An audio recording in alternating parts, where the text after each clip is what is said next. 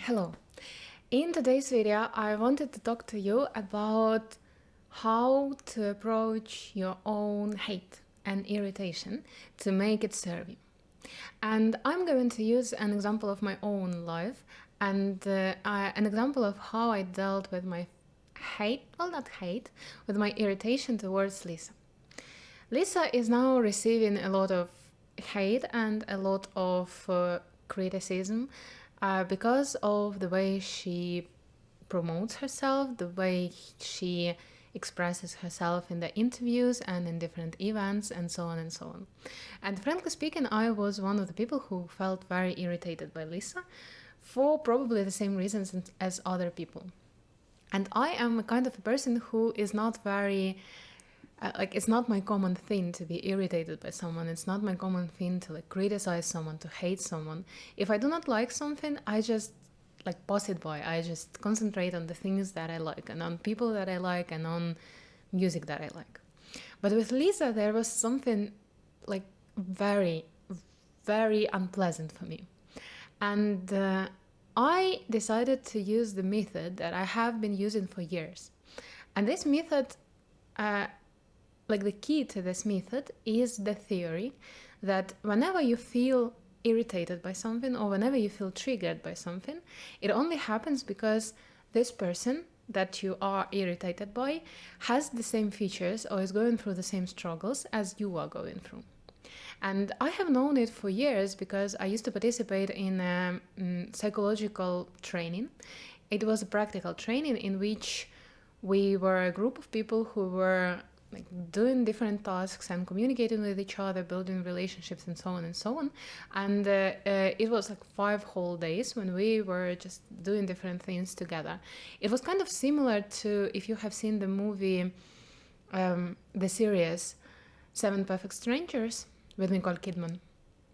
It was something very similar, but minus drugs. We didn't take drugs. But it was, the thing is that you notice that the people who in the first day feel the most annoying and irritating, those people become your closest friend by the end of the 5th day. And ever since then, I started to notice that whenever I feel irritated by someone, sooner or later I find something that we have in common. And ever since then, I started to use this theory to notice the things in me that are out of my sight in a day-to-day life. I think that the reason why it happens is because when you see the person for the first time, the resonance happens. There is something in you that resonates with something in this person. But when the resonance is pleasant, you like this person. If you resonate in the features that you like about yourself.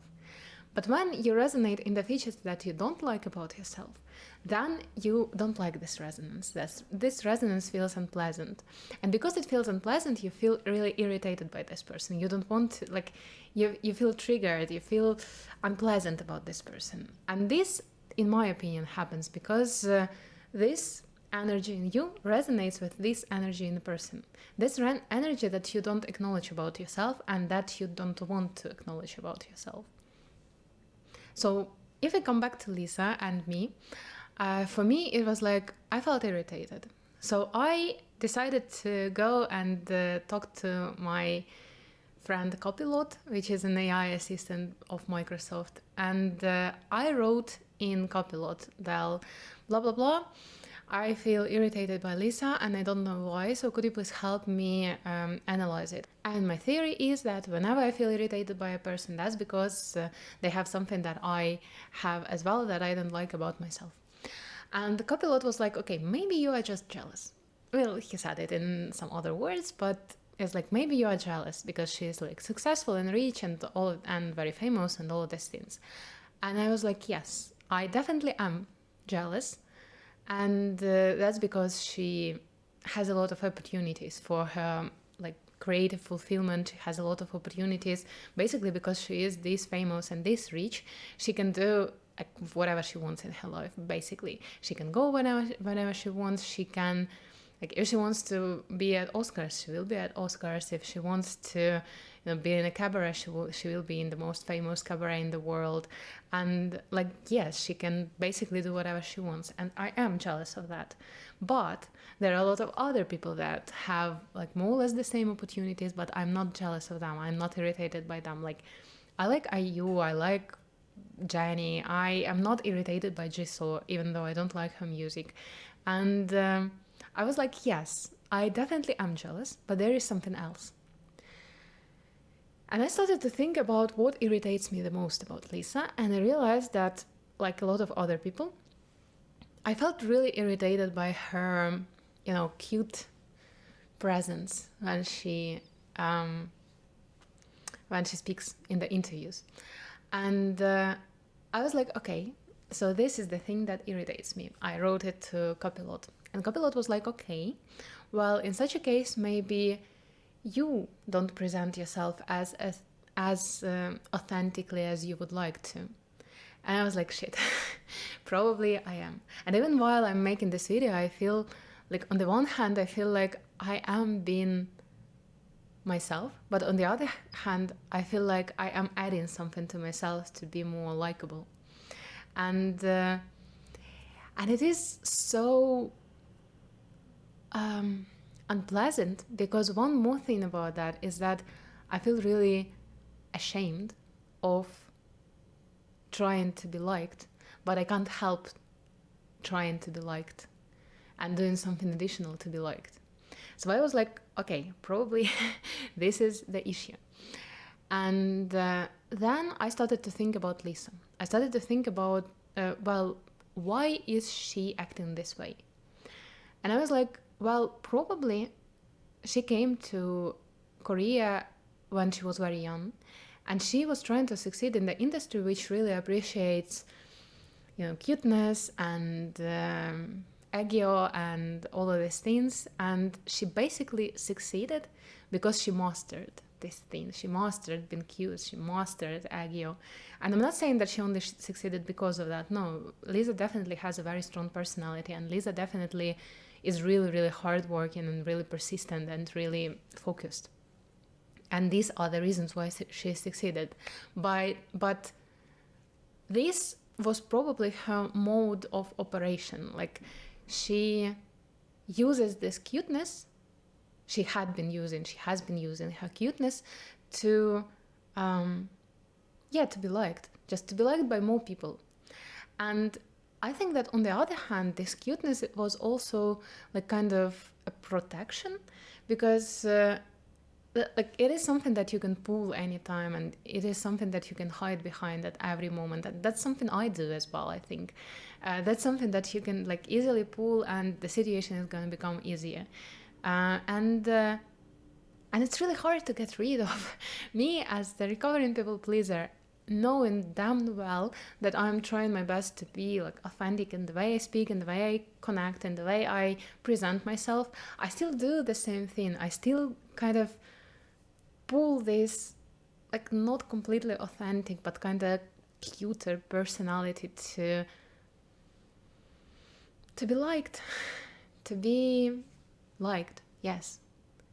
And I was thinking about Lisa from this point of view of how not easy it is to just be yourself when you are used to not being yourself, and how not easy it is to change this way of operating, this way of presenting yourself, this way of expressing yourself, if you have been using the same way for years, for a very long time. And I felt that I was able to find compassion towards Lisa. And she doesn't irritate me anymore. And with the current of time, I started to notice that I even kind of, I noticed that she is trying to change it. I really started to notice that she is trying to be more authentic, more real, more relatable. And so she's taken the feedback, she's taken the criticism. Yeah, even though this criticism is not given in the form in which criticism should be given, it is very cruel and very rude, but still she is learning from it, she's trying to learn from it. And I realized that I really respect her for that. And I really understand her.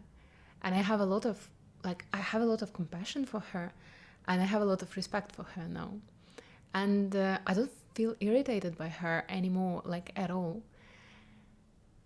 And you may ask me, but why would you look for compassion for Lisa? And I would answer that if I am able to find compassion for Lisa, then maybe I will be able to find compassion for myself as well. And this is actually the goal, because healing always happens through compassion. You cannot force yourself into change. You cannot hurt yourself into change. You cannot criticize yourself into a real change which would feel good, into an actual change which would be healing. You cannot force yourself into it, and you cannot hate yourself into it. You can only love yourself into a change. You can only make a change through acceptance and through compassion. And I feel like after I've done all of this work, finding compassion towards Lisa, I kind of started to feel better about myself. Even when I am in public, for example, last week, I was at an event and I needed to present a certain thing. I had like a 10 minutes presentation. Just an event, not like a company event or anything like that, just an event. And I pulled this thing again, with the, I don't know, with being cute and all this. And I cringed so bad in the second that I did it. I cringed so bad about myself, but then I was like, okay, yeah, but now I notice it. And now I'm trying to change it. And now I'm trying to be more authentic, and it's my value, and it's my goal, and it's my intention to be more authentic. So even if I'm making the wrong steps along the way, it's okay, because I am on my way. And it felt really liberating, and I felt really good. And what I'm trying to say with this video is that there is a very easy way to change your hate and to change your irritation into your healing. It's the actual alchemy here. It's an ability to change something very damaging and very bad and very unfortunate into something releasing, into liberation, and into feeling better, basically. And I'm offering you this opportunity, and I'm offering you this technique. And I would be very happy if you used it. And you can share the results with me. Thank you for watching this video. I hope it was useful for you, and I hope it's going to be useful for you. And expect the next videos as well. So yeah, thank you. Thank you for watching the video, and see you next time.